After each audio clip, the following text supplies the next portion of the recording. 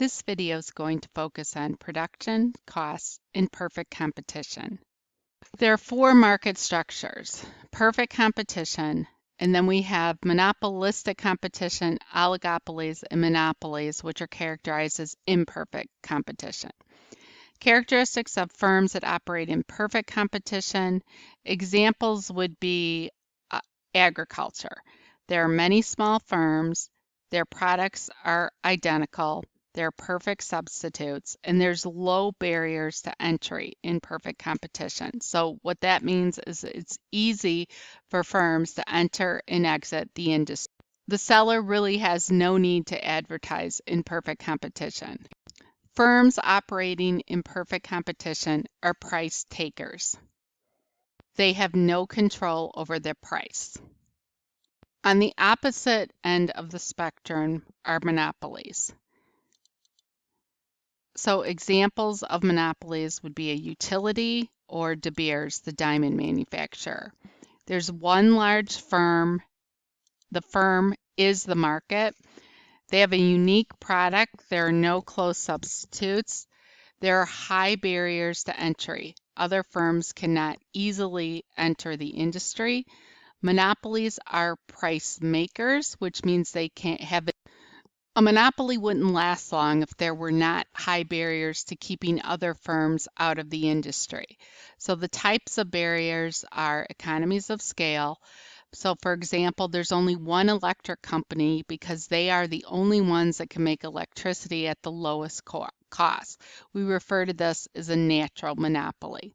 Superior technology, geography or ownership of raw materials, government created barriers. So something like a patent to protect inventors and forbid others from using their invention. Characteristics of oligopolies: you've got a few large producers, less than 10, identical or differentiated products.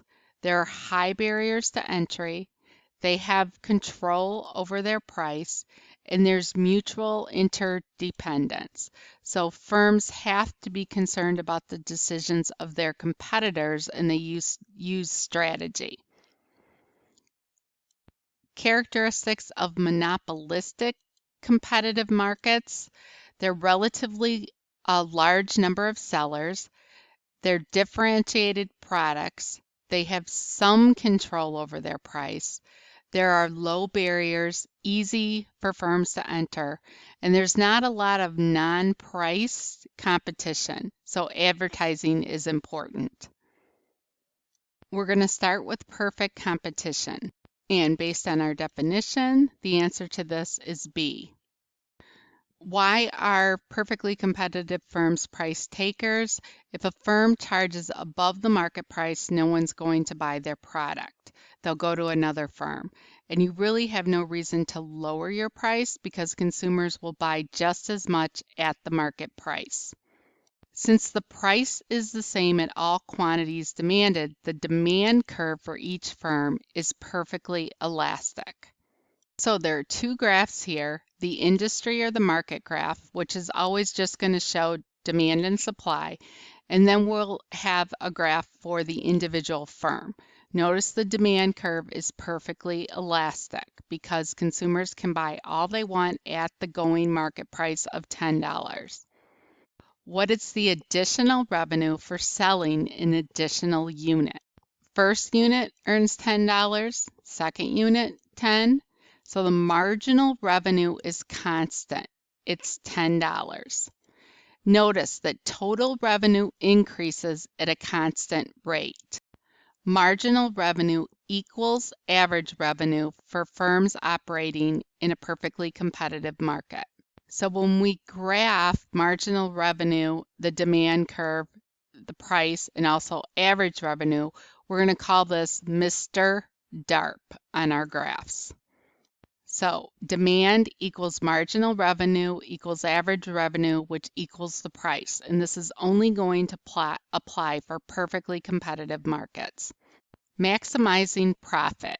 We know that the goal of every business is to maximize profit. Firms want to continue to produce until the additional revenue from each new output is equal to the additional cost. So if the price is $10, should you produce if the additional cost of another unit is $5? What about if the additional cost of another unit is $9? What about if the additional cost of another unit is $11? You would not produce if the additional cost is $11, but you would produce if the additional cost is $5 or $9. Our profit maximizing rule is MR equals MC. Let's put costs and revenue together to calculate profit. So the cost curves are shown on the firm graph, and the industry or market graph, again, is only going to show supply and demand. Pause the video and see if you can answer these questions. The firm is going to produce 9 units because MR equals MC at 9. The total revenue is going to be 9 times 7 is 63. And then the total cost is going to be 45. 9 times 5 is 45. The profit would be $18. So if the market demand fell, what's going to happen to the price if the price goes from $7 to $5? The MR equals MC rule will still apply, but now the firm is making an economic loss. The profit maximizing rule is also the loss minimizing rule. So in this example, MR equals MC at 7 units. Total revenue is 35. Total cost is 42, so there's a loss of $7. Now assume the market demand falls even more. If the price is now $4, the firm should stop producing.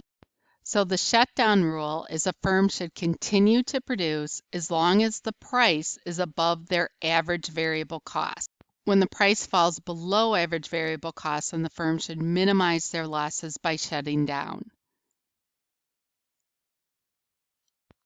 And this is because if the price is below average variable costs, the firm is losing more money than their fixed costs. They should produce nothing to minimize their losses. So this shows where the minimum price, anything below this, the firm would shut down. So at a price of 4, the firm would shut down. So this graph shows that if the price is less than average variable cost, producing nothing and taking their fixed costs as a loss is cheaper than producing 5 units and losing more money. MR equals MC, the profit maximizing rule, is going to apply to all market structures, whether it's perfect competition or a monopoly, whatever. The rule applies only if the price is above average variable cost. So you can restate the rule by stating that price equals marginal costs for perfectly competitive firms because your marginal revenue equals the price. Pause the video and see if you can answer this question correctly. And the correct answer is E.